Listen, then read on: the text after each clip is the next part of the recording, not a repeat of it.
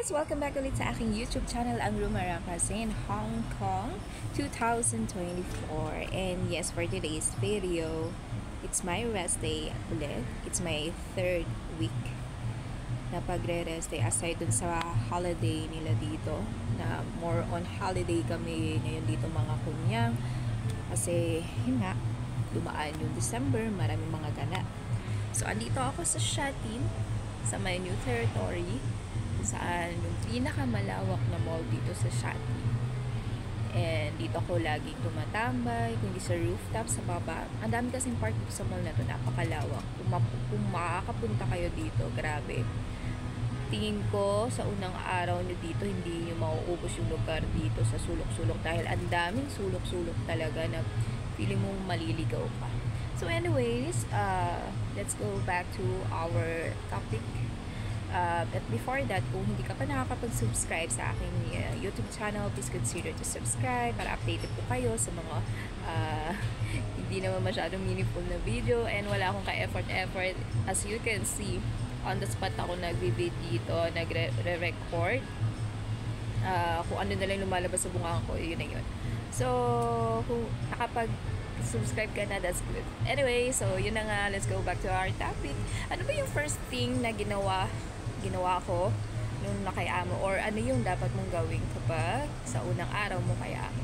So sa akin kasi guys, based on my experience, so, sa lahat ang naman ng mga sinishare ko dito is based on my experience. So ako naman guys, nakadepende kasi yan sa approach ng amo mo kung paano sila mag-approach sa'yo. Nahilang kapag may tao dumadaan. Anyway, so yun na nga, kung paano sila mag-approach sa'yo. So, syempre, nakadepende pa rin yun kung magsasabi ba agad sila sa'yo. Okay, sa una kong amo, guys, yung unang araw ko talaga sa kanila, yun nga, gaya ng sinabi ko, ewan ko kung nabanggit ko na ba yan dito.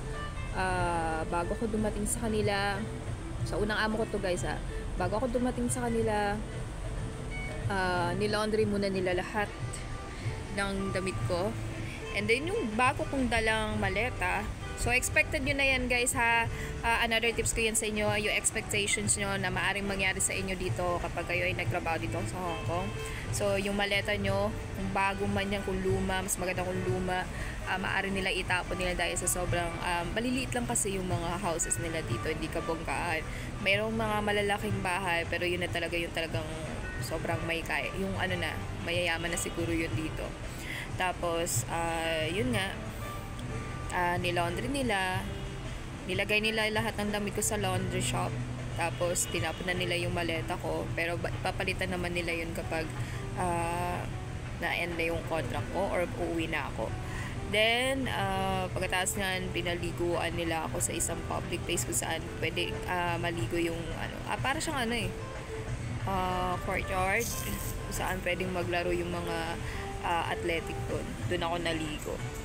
And then pagkatapos ayun na, hinatid na ako sa bahay ni amo. Tapos yun, pagdating doon, syempre mag-greet ka, talagang todo smile ka dapat kapag dating mo kay amo, kasi yan yung talaga yung pang-attract mo sa mga amo, lagi ka naka-smile. Ayan, parang ano kasi sa kanila yan eh. Siyempre kahit sino naman, diba? Positive vibes. Nangyari kay kuya. Inuubo-ubo. Ayun, parang positive vibes kasi sa kanila yun kapag nakasmile ka talaga palagi. Ayan, kapag, diba? Sabi nga sa agency nyo, kapag during the interview, you have to be widely smiled. Ayan, kasi kumbaga parang inaano mo sila. Sabi, itong taong to, napaka-jolly, bubbly nito. Yan. So, yun na nga, pagdating ko kay amo no, nakasmile ako agad. Ginalit ko yung bata kasi may alaga akong bata, no, 1.5-year-old. And, ayun. Nakakatuwa lang kasi magilo naman din yung bata sa akin at that time. And then, yun, may welcome lunch. Gabi na kasi yun. Welcome dinner na sila sa akin. And ayun, nag-observe lang ako, nagtingin-tingin ako sa bahay nila. Good, malinis naman kasi meron naman kasi akong kapalitan na Pinay noon. Kumbaga parang Ginaid niya muna ako ng ilang araw para ako yung pumalit sa kanya. And siya, uuwi na siya sa Pinas nun. And yun, pagkatapos, nung umalis na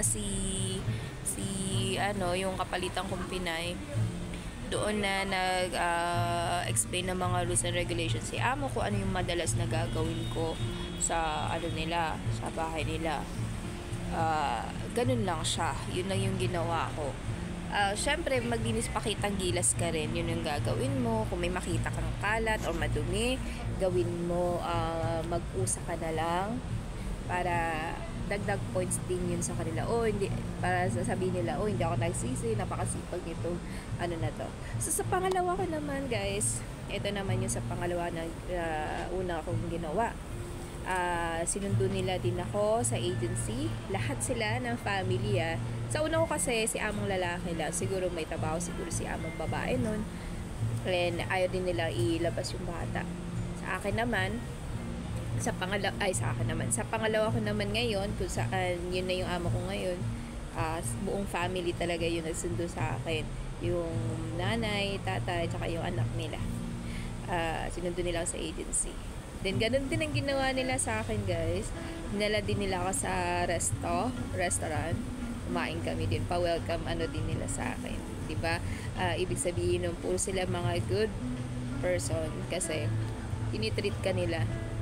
Kasi kung ibang employer na walang pakialam sa'yo, hindi sila magsasayang ng pera at time para yayain kang kumain kasama ka, ka pa naman, isa ka lang namang helper nila. So, ayun. Tapos namin kumain, pumunta na kami sa bahay nila, habang naglalakad kami papunta ng tahanan nila. Ginaguide na ako ni among babae ko. Ito yung lugar kung saan pinipick up yung mga delivery. Ito yung lugar kung saan sila namimili, mga ganyan. Pahapyaw pa lang niya yun. Then, nung time kasi na yun, kasi dumating kasi ako dito December 16, tapos 17 na ako nakarating kay amo kasi yung December 16 Saturday kasi yun, pero ko na talaga yun, nasa mindset ko na talaga yun na for sure Sabado to, kasi ang aga nila akong pinapunta doon, di pa naman ako nagstay sa bahay nila, nagstay ako sa boarding house ng amo ko, so expect ko na talaga na Sabado, so di nga ako nagkamali, Sabado talaga yung day off ko. And yung Sunday, yun na yung sinundo nila ako. Then, yun nga, may mga ganap kasi doon sa bahay ni amo ko ngayon, nung 17. And, pagpasok ko ng bahay, nagulat talaga ako. Makikita mo talaga na kailangan nila ng helper kasi napakagulo ng bahay nila. Sabi ko, oh my gosh. Sabi ko, napa-OMG talaga ako. Kasi, sabi ko, mukhang marami-rami itong lipitin na to kasi magulo yung bookshelves nila, yung lamesa nila, kung saan-saan, yung mga laruan kasi pag may bata, expect nyo na yan. Then, pagtingin ko ng CR, napakadumi talaga yung bata nila, sa kwarto, basta magulo. Kala mo hindi naman binagyo, pero basta magulo siya. So, ang ginawa ko, pagdating ko nun, guys, wala na silang sa akin muna, briefing, kasi nga, busy sila. May celebration sila sa rooftop. Kaya, ang ginawa ko, ako na lang nag-usa. Unti-unti ko na siya. Kasi wala naman ding ibang gagawa nun, guys. Kundi, tayo lang, ako lang. So, inunti-unti ko siya. Yung ref nila madumi. Inunasan ko na yan. Nilinis ko. Tapos, nilinis ko na rin yung ano pa ba yung nilinis ko sa kanila. Basta inunti-unti ko na siyang linisan. Yung kusina nila, yung mga countertops, ayan. Pinunasan ko na kasi madumi talaga. Ang daming mga stains. Itinanggal ko talaga yung mga stains doon. Inunti-unti ko na siya. Yung CR hindi ko pa nilinis kasi maraming nang gumagamit nun. Inantay ko muna na gamitin nila yan buong araw. Then, nung madalang araw kinabukasan, yun na. Nilinis ko na talaga siya ng bonggang-bongga. Kasi wala nang ibang gagamit to. At least bago sila gumising, malinis na yun. And yun nga, niligpit-ligpit ko na yun dapat iligpit. Kaya nung isang araw lang talaga, sobrang masakit yung katawan ko nun. Pero isang araw lang din naman ako nag-sacrifice. And sumunod na araw, wala na. Nakapag-adjust na yung katawan ko. Tsaka konti na lang yung lilinisin. Kasi nalinis ko na. Ayun. So, yun nga, pagkatapos nun, on the second day ng gabi, yun na, nag-release, nag-print out na si Amo yung mga usual na gagawin ko everyday, kung ano yung madalas nilang lunch, breakfast, lunch, and dinner. Inibigyan na nila ako ng idea. Then, kung kaano kadalas nagagawin yung mga gawain bahay, like sa toilet, sa mga beddings nila, yung sa couch nila, sa sofa nila, sa living room, mga ganyan. And ang kagandahan ng sa amo ko kasi ngayon, hindi sila yung kailangan araw-arawin mong gagawin, hindi. So halimbawa, yung CR nila, nalinis mo na, hindi mo siya pwedeng linisin agad ng kinabukasan kasi malinis pa nga. Malinis pa nga naman kasi talaga siya. Kaya ang gusto ni amo, every other day lang. Pero yung everyday ko lang din gagawin yun sa sofa nila, kasi yung sofa nila tela kasi yun na makapal eh. Kaya kailangan talaga na i-vacuum yun everyday. Which is magaan lang naman. Kasi ang kagandahan lang dito sa bahay ng amo ko ngayon, more on vacuum sila. Walang walis. So, doon lang ako sa vacuum nila. Yun ang talagang ginagawa ko. Magaan lang. Parang nga lang ako nakikitira eh. So, yun lang yung ginawa ko guys. Nag-wait lang ako ng mga instructions nila. Kung may mga pinag-uutos sila, yun, susundin ko lang yun. So, yun lang ang tips ko lang sa inyo guys. Maging observant lang kayo.